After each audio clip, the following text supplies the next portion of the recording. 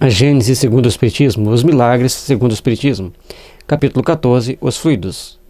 Segunda parte, explicação de alguns fenômenos considerados sobrenaturais. Tópico 3, curas. 31. Como se há visto, o fluido universal é o elemento primitivo do corpo carnal e do perispírito.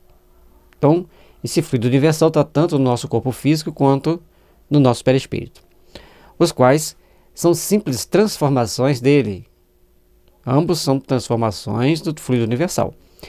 Pela identidade da sua natureza, esse fluido condensado no perispírito pode fornecer princípios reparadores ao corpo. O espírito encarnado ou desencarnado é o agente propulsor que infiltra num corpo deteriorado numa parte da substância do seu envoltório fluídico. A cura se opera mediante a substituição de uma molécula malsã por uma molécula sã. E aí, o Kardec está mostrando aqui para nós que o nosso perispírito tem a propriedade de nos ajudar a curar mais rapidamente, de nos ajudar a nos melhorarmos mais rapidamente. E aí nós temos que ficar bem atentos em como nós estamos nos conduzindo, porque o nosso perispírito pode absorver essa matéria cósmica universal e promover a cura. Isso está ao alcance de todos nós, depende de um conjunto de fatores. O poder curativo estará, pois, na razão direta da pureza da substância inoculada, mas depende também da energia, da vontade, que, quanto maior for, tanto mais abundante emissão fluídica provocará e tanto maior força de penetração dará ao fluido. Depende ainda das intenções daquele que deseja realizar a cura, seja homem ou espírito. Os fluidos que emanam de uma fonte impura são quais? Substâncias medicamentosas alteradas. Aí, Kardec já deixa bem claro para nós. Tem um livro que chama Medicina Vibracional, do Joseph Gleber, e ele faz uma série de... Richard Gleber. Ele faz uma série de estudos, de pesquisas sobre a imposição de mãos e o efeito da oração sobre as pessoas doentes. Então, no hospital, as pessoas iam lá fazer oração para um grupo que estava na CTI. Por exemplo, tinha a ala direita e a ala esquerda. A área esquerda sempre recebia oração de um grupo de pessoas. E a área direita não. Mesmo aqueles que não recebiam oração e estando internados na ala esquerda, recuperavam mais rápido do que os que estavam na ala direita, que não recebiam oração. Então o efeito da oração, ele não vai causar o efeito simplesmente naquele momento, também vai provocar um efeito a posteriori. Fique impregnado. Tenhamos cuidado com as nossas palavras, com aquilo que nós proferimos. Bom, a vontade de quem faz a oração, a vontade de quem quer curar, também influencia. A vontade do espírito que quer ajudar a pessoa a se curar, também influencia. Também a vontade daquele que quer ajudar a pessoa a adoecer, também influencia. E assim a gente vai vendo que os fluidos que emanam da fonte impura alteram a substância medicamentosa. Por isso nós temos que ter uma mente serena, autoeducada, para convivermos com espíritos serenos, autoeducados, e podermos ajudar a aliviar o sofrimento dos outros. E, portanto, nós temos que ver aqui que tem uma energia que vai circular, que depende da vontade do espírito ou da pessoa que quer tratar e do que quer ser tratado também, logicamente. E essa vontade, essa energia da vontade, que ele absorve do fluido universal, ele doa para substituir as células malsãs. Eu vi uma vez, uma criança tomou uma bicada de uma maritaca e ela rasgou o dedo da criança. Aí lavou-se ali o dedo, pegou a pele, botou no local e pediu-se para que essa criança segurasse o dedo assim e fizesse uma oração. No dia seguinte, nem cicatriz tinha. Então, tudo depende de um conjunto de fatores. Você pode dar todas as explicações que você quiser, mas o efeito da oração dessa criança sobre si própria trouxe para ela um grande benefício.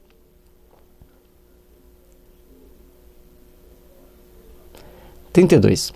São extremamente variados os efeitos da ação fluídica sobre os doentes, de acordo com as circunstâncias. Algumas vezes é lenta e reclama tratamento prolongado, como no magnetismo ordinário, outras vezes é rápida, como uma corrente elétrica. Há pessoas dotadas de tal poder que operam curas instantâneas em alguns doentes por meio apenas da imposição de mãos ou até exclusivamente por ato da vontade. Já citei em vários estudos, quando eu fui visitar o Chico, tinha um rapaz totalmente transtornado na fila para passar pela sala do Chico. Depois que ele passou pela sala do Chico, a gente foi conversar com ele e era outra pessoa. Tinha acabado todo aquele transtorno. Nem encostar no Chico ele encostou. Simplesmente ficou alguns segundos dentro da sala e saiu. Portanto, tinha ali uma energia de amor que transformava muitos corações. Bom, a gente vai vendo que todas essas situações vêm para nós termos mais cuidados com as nossas energias para usarmos-la da forma mais compatível, mais necessária ao bem-estar do outro. Entre os dois polos extremos dessa faculdade, há infinitos matizes. Todas as curas desse gênero são variedades do magnetismo e só diferem pela intensidade e pela rapidez da ação. O princípio é sempre o mesmo. O fluido a desempenhar o papel de agente terapêutico e cujo efeito se acha subordinado à sua qualidade e às circunstâncias especiais. Aí a gente vai vendo que esse processo de cura vai sempre existir, vai depender de uma série de fatores, como do magnetismo da pessoa, da receptividade do doente, da intensidade da doença que a pessoa tem. Então essa cura pode ser um tratamento longo ao longo do tempo ou depende de uma série de fatores, tanto da pessoa que vai tratar o outro, quanto daquela que está sendo tratada. Nós vimos várias histórias sobre do Sathya Sai Baba, de curas que ele fazia, de pessoas paralíticas, de pessoas com paralisia cerebral, enfim, tinha uma infinidade de doenças que ele tratava. E tinha aquelas pessoas que chegavam lá e falava: que bom que você veio visitar Baba. É um prazer muito grande recebê-lo aqui. É bom que você esteja reencarnado no plano de X. Aí falava lá o plano X da pessoa. E você veio visitar Baba. Isso vai fazer muito bem para você. E a pessoa continuava do mesmo jeito. Então tem uma lei, além disso tudo, tem uma lei que deve ser respeitada, que deve ser seguida para que as coisas se processem da melhor forma possível. E o Kardec também deixa para nós que entre esses polos tem uma infinidade de matizes que depende do magnetismo da pessoa, dos espíritos que trabalham com essa pessoa que vai fazer o tratamento e também da receptividade, sempre temos que levar em conta isso, de quem vai ser tratado. Portanto, citamos o exemplo do Sai Baba. Tem vários romances espíritas que mostram que Jesus não curava todas as pessoas. Alguns nem queriam ser curados, mas eu preciso de você, você levante e ande. E outros, ele deixava a pessoa seguir aquele curso. E lá na frente a pessoa ia entender por quê.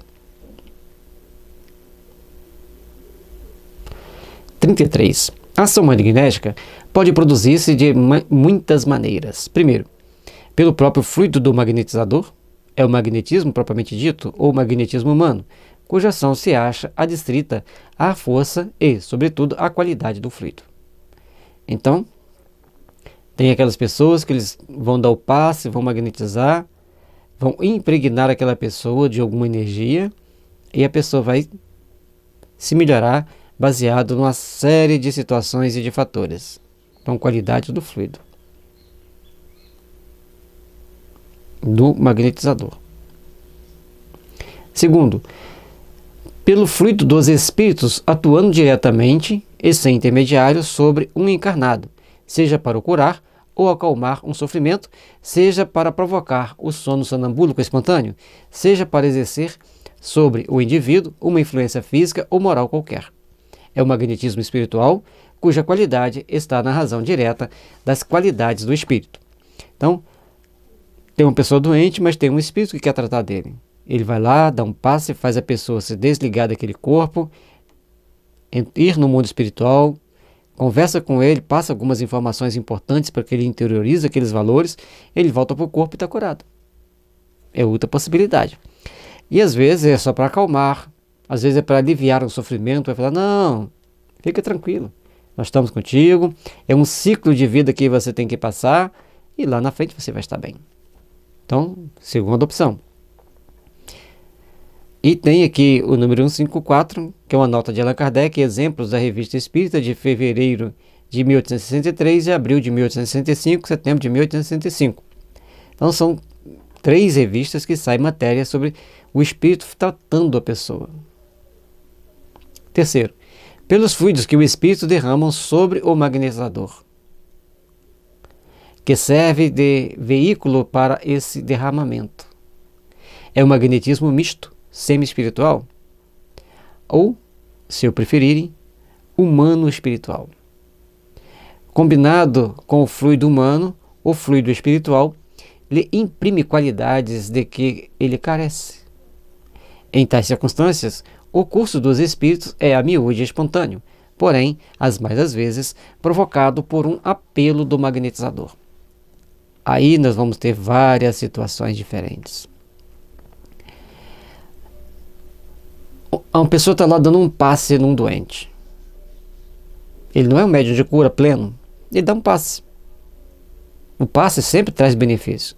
Mas tem um espírito que quer naquele momento ajudar aquela pessoa que está dando passe a doar um pouco mais de fluido, a doar um fluido mais sutil, mais quintessenciado, e aquela pessoa então fica curada. Não quer dizer que todas vão ficar curadas, mas aquela ficou. É um ponto. E aí é um fluido que o magnetizador e o espírito intercambiam. Nesse caso, eles estão trabalhando juntos, seja por evocação do magnetizador ou do magnetizado. Porque o magnetizado, a pessoa que está tomando o passe, pode pedir ajuda dos bons espíritos e receber sem que a pessoa que está dando o passe tome conhecimento. E por outro lado, a pessoa que está dando o passe, ele pode pedir ao espírito para ajudá-lo.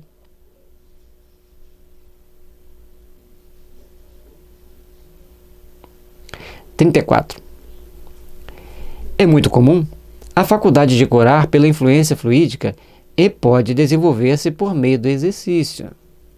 Então, a faculdade de curar, ela é comum. E o exercício vai ajudar a pessoa a desenvolver plenamente essa faculdade. Mas a decorar instantaneamente pela imposição das mãos, essa é mais rara e o seu grau máximo se deve considerar excepcional. No entanto, em épocas diversas e no seio de quase todos os povos surgiram indivíduos que a possuíam em grau eminente, em alto grau. Então, tem pessoas que podem curar pela imposição de mãos de uma forma muito prática, muito rápida, e outros vão levar mais tempo para fazer a cura, mas vai curar. Tem que ter persistência, tem que ter fé, tem que ter dedicação. E em todas as épocas teve pessoas que tinham essa possibilidade nos mais variados graus. Na roça tem muitos benzedores que são médiuns de cura. Como eles fazem aquilo ali com desprendimento, com amor por quem sofre, eles conseguem curar as pessoas. Tinha um senhor numa vila chamada Santa Rita da Floresta. Ele curava as pessoas com herpes zoster. Ele rezava e ele pegava um talinho de folha de mamona. Ele ia fazendo os cortezinhos, fazendo oração, cortezinho ali. 3, 4 vezes que ele rezava, era uma vez por semana, aquele herpes desaparecia. Herpes zoster, imagine o poder de cura dessa pessoa. E interessante que tinha os pés todos rachados. Nesses últimos tempos, apareceram muitos exemplos notáveis cuja autenticidade não sofre contestação. Uma vez que as curas desses gêneros assentam num princípio natural, e que o poder de operá-las não constitui privilégio, o que se segue que elas não se operam fora da natureza, e que só são miraculosas pela aparência, ou na aparência. Então, a cura não é nada milagroso, há um conjunto de ações fluídicas envolvendo a pessoa que está doente, a pessoa que vai dar o passe, vai fazer a oração, e os espíritos que estão envolvidos, tanto no tratamento, quanto na proteção ou obsessão do outro. Então depende desses fatores para que a gente consiga uma cura mais rápida. Temos aqui a nota 155, nota de Allan Kardec, casos de curas instantâneas relatados na Revista Espírita. O príncipe de Hohenlohe, dezembro de 1866, Sobre as curas do Sr. Jacob, outubro e novembro de 1866, outubro e novembro de 1867, Simonete, agosto de 1867, o Alcaide Hassan, outubro de 1867, o cura Gassner, de novembro de 1867. Então aqui Kardec traz para nós um conjunto de dados de pessoas que faziam curas por imposição de mãos e que ele mostra para nós que não tinha nada de milagroso, nada de miraculoso. Era simplesmente um conjunto de fenômenos e de efeitos que algumas pessoas podem provocar.